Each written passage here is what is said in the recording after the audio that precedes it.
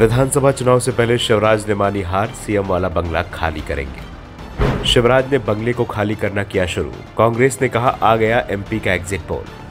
कांग्रेस का दावा, बीजेपी ने मान ली है मध्य प्रदेश में अपनी हार। 3 दिसंबर को मध्य प्रदेश विधानसभा चुनाव के परिणाम सामने आएंगे, लेकिन चुनाव परिणाम से पहले ही कांग्रेस की ओर से दावे शुरू हो गए हैं कि उसकी जीत तय हो गई है और बीजेपी ने भी अपनी हार स्वीकार कर ली है। कांग्रेस की प्रवक्ता रागिनी नायक ने सोशल मीडिया प्लेटफॉर्म एक्स पर वीडियो पोस्ट किया है। वीडियो एक बंगले का है, जिसके साथ रागिनी नायक ने कैप्शन दिया है। ये वीडियो शिवराज सिंह जी के नए बंगले का है। 3 दिसंबर के बाद सीएम हाउस से निकाले जाने की तैयारी में पूर्व भाजपा अध्यक्ष नंद कुमार चौहान के बंगले के साथ वाले बंगले को मिला है।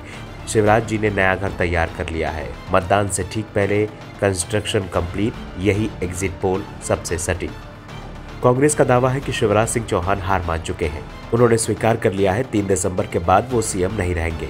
मामा के पास पहले से ही रिपोर्ट आ रही थी कि सरकार कांग्रेस की आ रही है।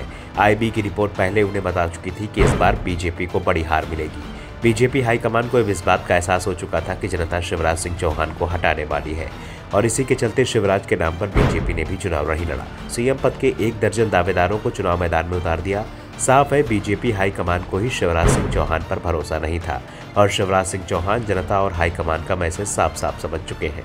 कांग्रेस का दावा है कि शिवराज जिस बंगले की मरम्मत करवा रहे हैं वो 3 दिसंबर के बाद उसी में रहेंगे।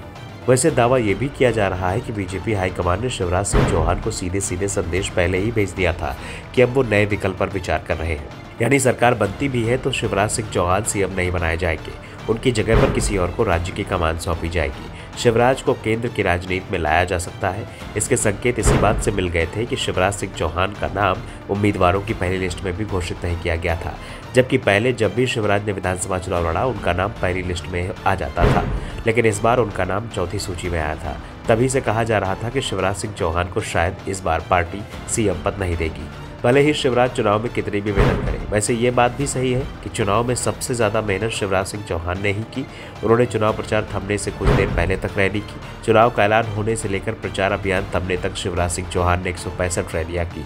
उन्होंने लगभग हर विधानसभा सीट तक पहुंचने की कोशिश की, लेकिन अब वो अपना बंगला खाली कर रहे हैं। यानी अब शिवराज सिंह चौहान ने गेंद हाईकमान के पाले में डाल दी है। शिवराज की किस्मत इस समय 2 लोगों के पास है।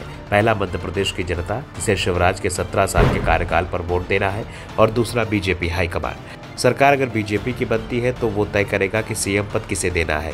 वैसे भी मोदी शाह के दौर की बीजेपी में विधायक दल की बैठक शुरू होती है तो विधायकों को ही पता नहीं होता कि सीएम पद को लेकर किस नाम पर सहमति बनानी है। बैठक के दौरान ही हाईकमान से नाम आता है और विधायक दल उस नाम पर सहमति बना लेते हैं। और शायद इस बार भी मध्य प्रदेश में बीजेपी की सरकार बनने पर नए सीएम का नाम तय होगा और शिवराज सिंह ये बात मान चुके हैं कि सरकार किसी की भी बने, बीजेपी की या फिर कांग्रेस की, वो अपनी बारी खेल चुके हैं। Bureau report, the Navdarpan news.